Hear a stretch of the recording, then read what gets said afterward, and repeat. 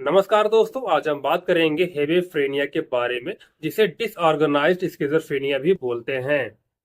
दोस्तों, disorganised schizophrenia में दो चीजें होती हैं। एक होता है आपका थॉट डिसऑर्डर और दूसरा होता है इमोशनल डिस्टरबेंस। सबसे पहले हम बात करेंगे थॉट डिसऑर्डर के बारे में। इसमें पहला है अलोजिया। दोस्तों, अलोजिया में पेशेंट जो आंसर देता है उसका उत्तर या तो अधूरा होता है या तो उसका जो उत्तर होता है वो बहुत कम शब्दों में होता है। पेशेंट को शब्द खोजने में कठिनाई होती है, वह बार बार रुकता और हिचकिचाता है। इसके बाद है दोस्तों ब्लॉकिंग। दोस्तों, इसमें जो पेशेंट होता है वह वाक्य के बीच में बोलना बंद कर देता है और दूसरे विषय पर बोलना जारी रखता है। अगला है दोस्तों सरकमस्टेंटियलिटी। दोस्तों, इसमें पेशेंट लिखते या बोलते समय अनावश्यक विवरणों का जानकारी देने लगते हैं, इसके बाद मुख्य बिंदु पर आते हैं या अनावश्यक विवरण की जानकारी देते हैं।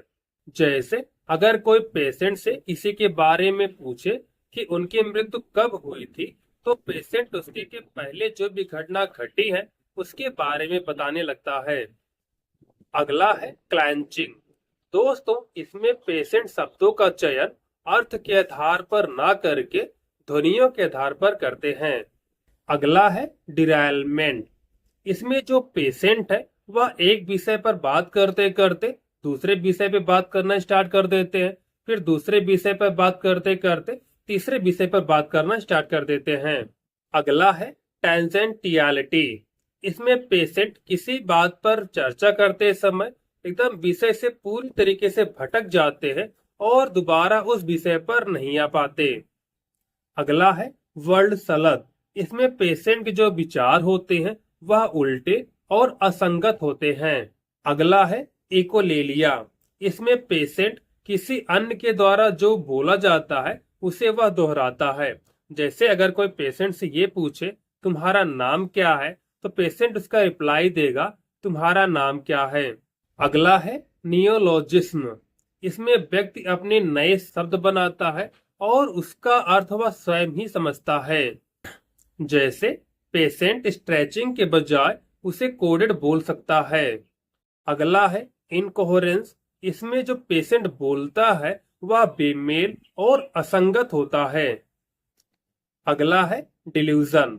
इसमें पेशेंट के मन में जो विचार आता है पेशेंट उसे सही मानता है।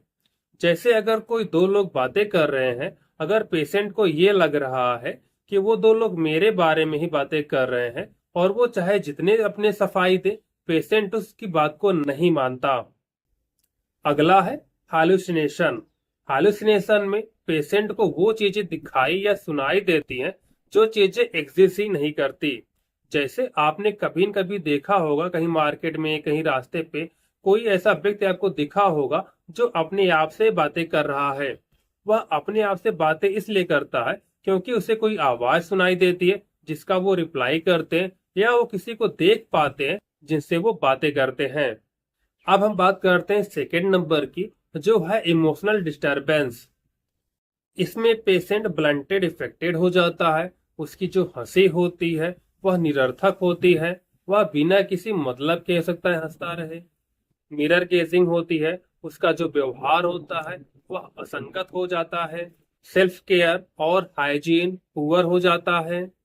सोशल और ऑक्यूपेशनल फंक्शनिंग इम्पेयर्ड हो जाता है। एक्सट्रीम सोशल विड्रॉल और व्यवहार में असमानताएं आ जाती हैं।